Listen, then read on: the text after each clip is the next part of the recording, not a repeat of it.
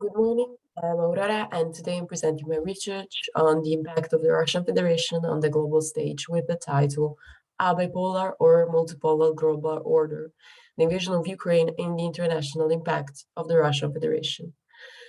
First thing, I want to apologize for my voice. I've had this weird cold in the last few days, so I'm sorry if my voice sounds weird. So this presentation covers some reasons why the topic is worthy of attention, namely the international security implication and the energy economic implications of the Russian Federation.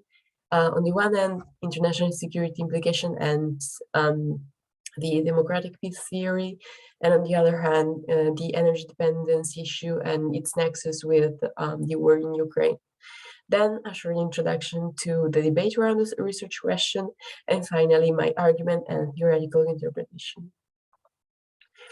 So before I dive into the paper itself, let me first explain the background of my research. This essay takes its cue from former research I conducted on the issue of the United States People's Republic of China confrontation under the reading key of a possible Second Cold War. I argue that neither the United States nor the People's Republic of China has more incentives than disincentives to initiate a conflict.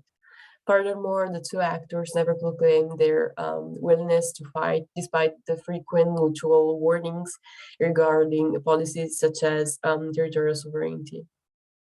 Nonetheless, the constant friction between them will remain stable in the coming years, but without resulting in a conflict. Starting from this assumed bipolar order and as a consequence of the Russian invasion of Ukraine, which we focused scholarly debates on the Russian leverage, I decided to include this third actor in my research on the world's equilibrium. The significance of the study is highlighted by two core factors. I can only briefly here because of lack of time, but further details can be reviewed in the essay. Firstly, the question of the maintenance of interstate peace today recalls the debate that erupted between the late 1990s and early 2000s on the prospects of the establishment of a democratic regime in Russia. Core question is, would there be a higher degree of security in Europe if the Russian Federation was a democratic regime? New research opportunities in this frame and in the frame of the democratic theory arise.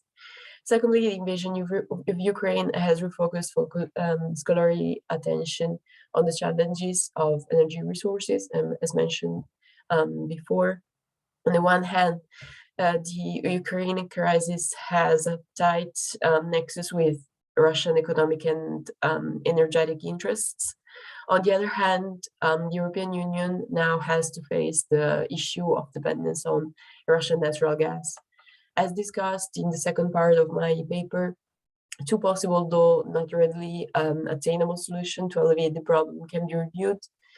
There are, on the one hand, the alleviation of European dependence on Russian energy by prioritizing alternative suppliers, such as the United States, and on the other hand, the implementation of the energy transition. The focus of my paper is the following research question. Is the Russian Federation influential enough to be considered a third pole of power and to impact the bipolar order? To rephrase the question, it can be divided into sub-questions. So, does the Russian Federation meet Kenneth Walt's definition of pole of power? Would be the first part considering Russian influence as a third pole.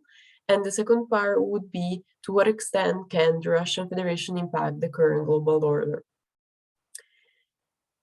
As mentioned, I employ Kenneth Walt's theory on the identification of poles of power to structure my study. Furthermore, I explain why Walt's definition should be used and addressed some counter-arguments on the parameters of identification of poles. I analyzed empirical secondary data to test whether the Russian Federation can be considered as a third pole of power, and according to the definition. And finally, I illustrate how Russian influences impact the international order. The question of the leverage of Russia on the global stage has long been debated, and the discussion has been perseverating in the last decades, but it is particularly heated today because of the outbreak of the invasion of Ukraine, which has drawn back attention to Russia, unleashing a novel wide range of dilemmas. Among the scholars I reviewed, here are three core positions. So, according to some scholars, there is this bipolar stability between the United States and the People's Republic of China, composing a bipolar order, be it confrontational or peaceful. Others instead acknowledge the relevance of the Russian Federation as the second pole of influence without taking into account the Chinese pole. And finally, according to a third perspective, considering multipolarity, the bipolar order does not only concern the United States, the People's Republic of China, or the Russian Federation, but also other powers such as India and Brazil. I also make the case why India should not be included in the study and address some positive and negative aspects of the issue. So after studying and comparing secondary data, I conclude arguing that the Russian Federation does not fall under the category of pole of influence according to Wall's definition. As I hypothesize, the multipolar order has to be rejected, and I reaffirm my primary theory discussed in the essay The United States-China Confrontation, a prelude to the Second Cold War.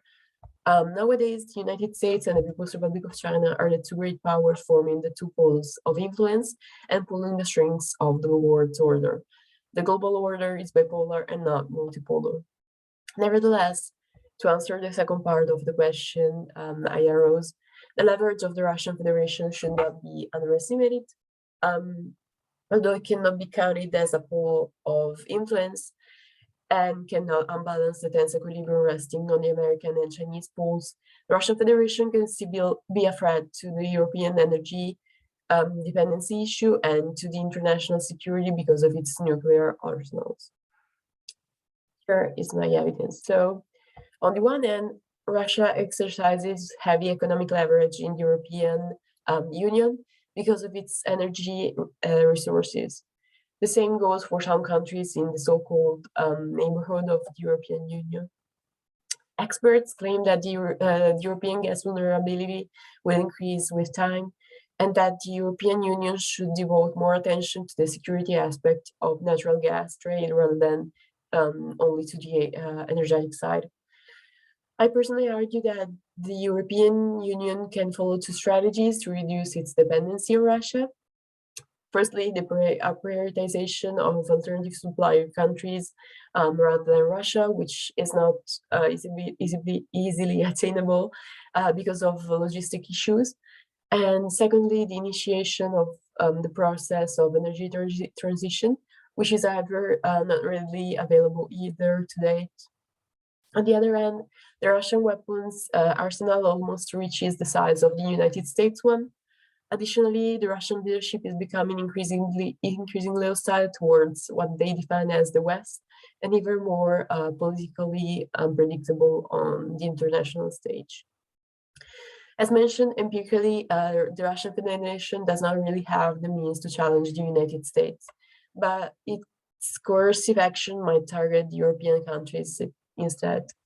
I reiterate that in such a Cold War scenario, the People's Republic of China could not threaten the stability of the global order, particularly because of lacking interests and lacking military and nuclear capabilities. Nevertheless, the same cannot be said for the Russian Federation and its coercive power. If a second Cold War was to emerge, the Russian Federation is way more likely than China to be the pole opposing the United States.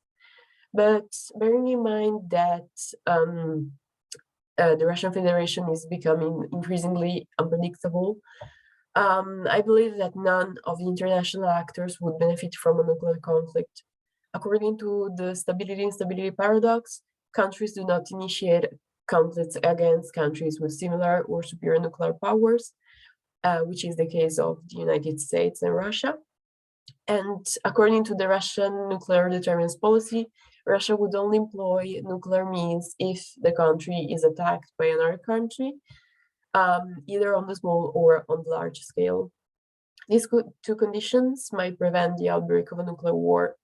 And in conclusion, I believe that both the United States and the Russian Federation will continue referring to their nuclear power to obtain signaling and deterrence effect, but the actual engagement of their arsenals is unlikely.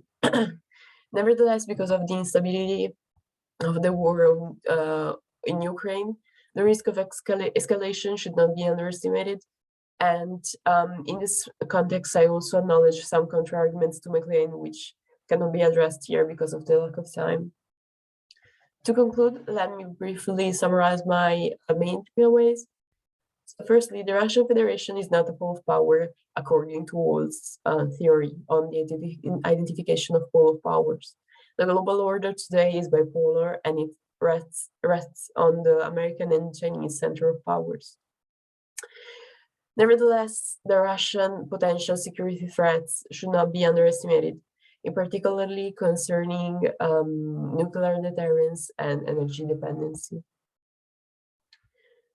Here are my references, and thank you so much for your interest and attention. For any questions or remarks, please feel free to contact me at my institutional email address at the Plus University of Southwark. Please bear in mind that this presentation is just a summary of a much broader study. So if you're interested in any further details or arguments, counter-arguments, please do read the essay. Thank you so much again.